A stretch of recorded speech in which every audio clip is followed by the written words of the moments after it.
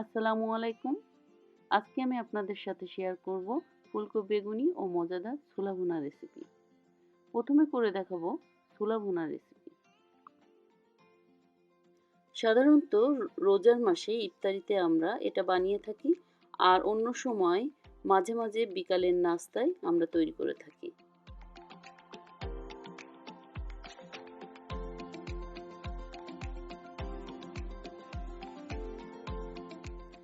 আমি এখানে 2 ধরনের ছোলা মিক্স করে নিয়েছি। আগের রাতে আমি 2 কাপ মিক্স করা এই শুকনো ছোলা পানিতে ভিজিয়ে রেখেছিলাম। এখন এগুলোকে আমি এই প্রেসার কুকারের ভিতরে সিদ্ধ করব।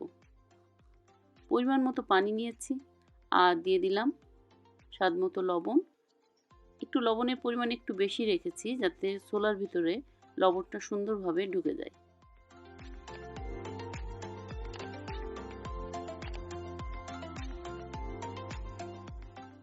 তিনটা হুইসেল দেওয়ার পর আমি চুলাটা অফ করে রেখেছিলাম। এখন আমি প্রেসার কুকারটা খুলে ছোলাগুলো আমি একটা ছাঁকনিতে ঢেলে ট্যাপের পানি দিয়ে খুব ভালোভাবে আমি ধুয়ে নিব। এরপর আমি রান্না করতে চলে যাব। তো আমি একটু দেখে নিই যে ছোলাটা কেমন সিদ্ধ হলো। দেখুন, পারফেক্ট, সুন্দরভাবে আমার ছোলা সিদ্ধ হয়ে গিয়েছে। তো এখন আমি এগুলো ভালোভাবে ধুয়ে নিব।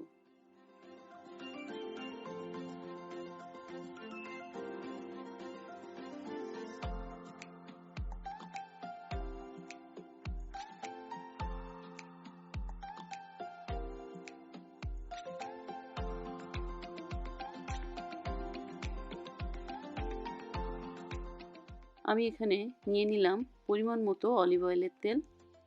তো এই ক্ষেত্রে আপনারা রান্নার তেলও ব্যবহার করতে পারেন। তো এখন আমি দিয়ে দিলাম পরিমাণ মতো পেঁয়াজ কুচি।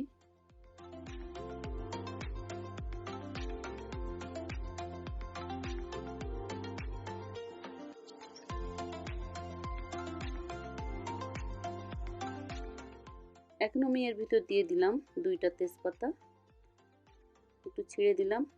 এরপর এটাকে আমি ভালোভাবে ভাজতে থাকবো।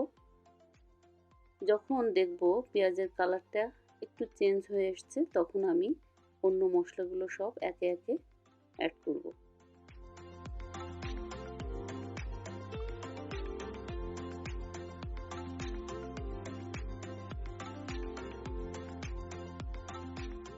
এখন আমি দিয়ে দিলাম 1.5 চা চামচ রসুন বাটা, আর দিয়ে দিব স্বাদ মতো সিজনিং সল্ট।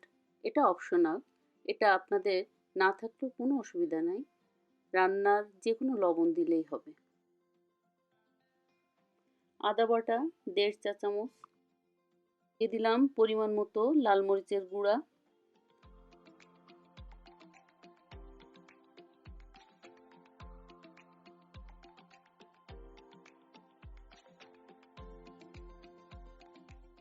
এরপর দিয়ে দিলাম 1.5 চা চামচ হলুদ গুঁড়া,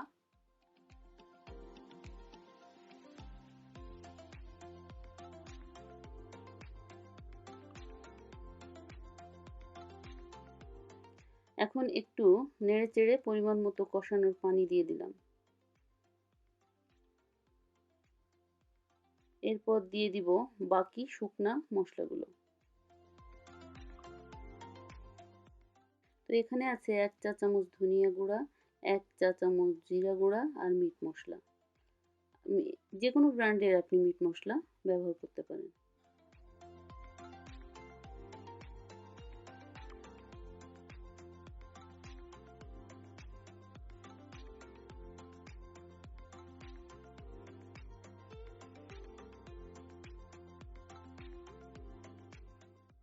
এখন আমি দিয়ে দিচ্ছি সেদ্ধ করে রাখা একটা আলু, ছোট ছোট করে কেটে রেখেছি সেই আলুটা, আর দিব কিছু কেটে রাখা কাঁচামরিচ আর গোলমরিচের গুঁড়া।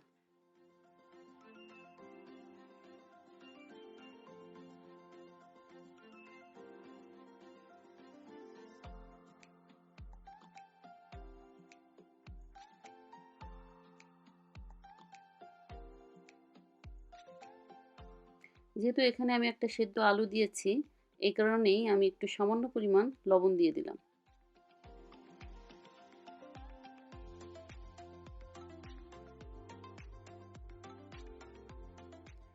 এরপর একটু নেড়েচেড়ে আমি সেদ্ধ করে রাখা সেই ছোলাগুলো সব এখন আমি এর ভিতর দিয়ে দেব।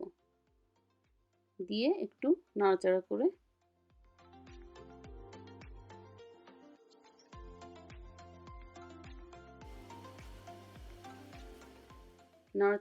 নামানোর কিছুক্ষণ আগে আমি দিয়ে দিব 1 বাটি ধনেপাতা।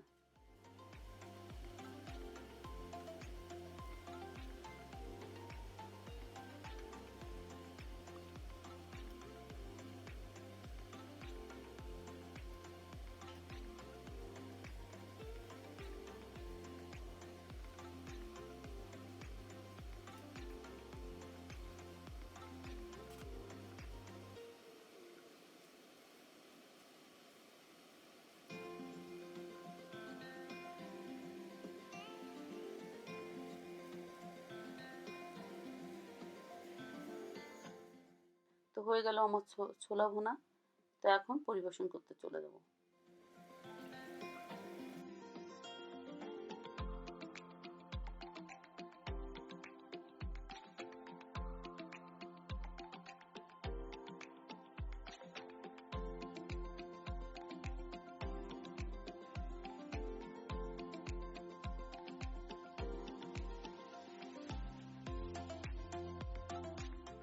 এখন আমি মুচমুচে ফুলকো বেগুনি রেসিপি শেয়ার করতে যাচ্ছি। তো চলুন। এই ছাঁকনিতে আমি নিয়ে নিয়েছি 1 কাপ ময়দা ও 2/3 কাপ বেসন ও হাফ চা চামচ বেকিং পাউডার। এখন এটাকে আমি খুব ভালোভাবে টেলে নিয়েছি।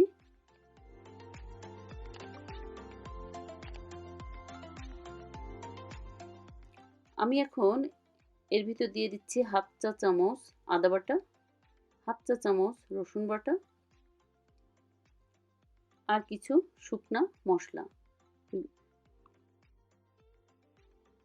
সামান্য হলুদ গুঁড়া, হাফ চা চামচ লাল মরিচের গুঁড়া, হাফ চা চামচ ধনিয়া গুঁড়া, হাফ চা চামচ জিরার গুঁড়া আর সামান্য পরিমাণ গোলমরিচের গুঁড়া, স্বাদ মতো লবণ। আর দিয়ে দিলাম একটু অরেঞ্জ ফুড কালার, এটা অপশনাল। এরপর সবগুলো শুকনো উপকরণগুলোকে আমি এর সাথে মিশিয়ে নিচ্ছি। এরপর অল্প অল্প নর্মাল পানি অ্যাড করে ব্যাটারটা বানিয়ে নিব। আর ব্যাটারটা যেহেতু ঘন একটা ব্যাটার হবে, তাই বানানোর সময় পানির পরিমাণটা আপনাদের বুঝে নিতে হবে।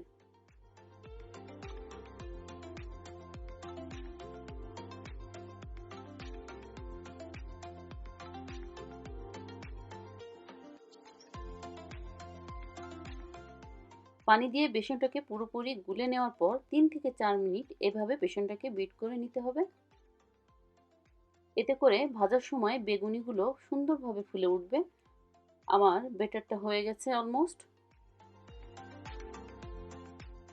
ব্যাটারটা আমি রেস্টে রেখে দিব 8 থেকে 10 মিনিটের জন্য।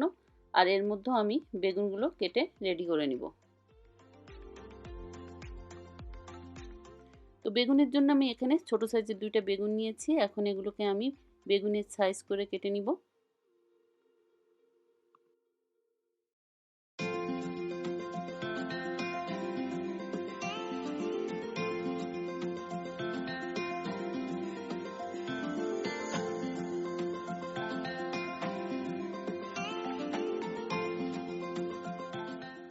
কেটে নেওয়া বেগুনের ভিতর আমি দিয়ে দিচ্ছি সামান্য পরিমাণ লবণ ও paprika powder. Paprika powder is optional, এটা না দিলেও কোনো অসুবিধা নেই। এরপর খুব ভালোভাবে মাখিয়ে আমি ভাজতে যাব।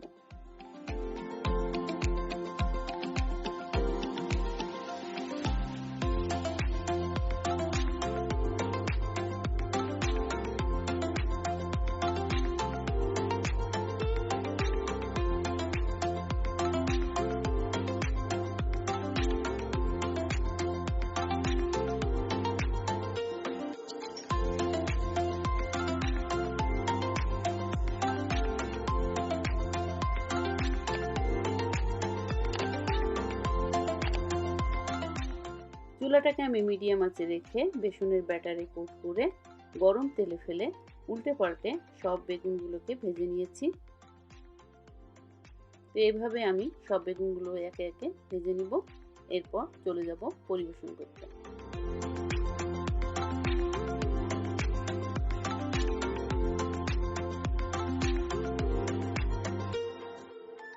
তো এই হয়ে গেল খুব সহজ দুইটা রেসিপি, ছোলা ভুনা ও মজাদার ফুলকো বেগুনি। আমি আশা করছি রেসিপি দুটি বাসায় ট্রাই করবেন আর আমাকে কমেন্ট করে জানাবেন আপনাদের কাছে কেমন লেগেছে। এছাড়া আর সবাইকে রমজান মোবারক জানিয়ে আজকের ভিডিও শেষ করছি। আমার ভিডিওটা দেখার জন্য আপনাদেরকে অনেক ধন্যবাদ। তো ভালো থাকবেন। আল্লাহ হাফেজ।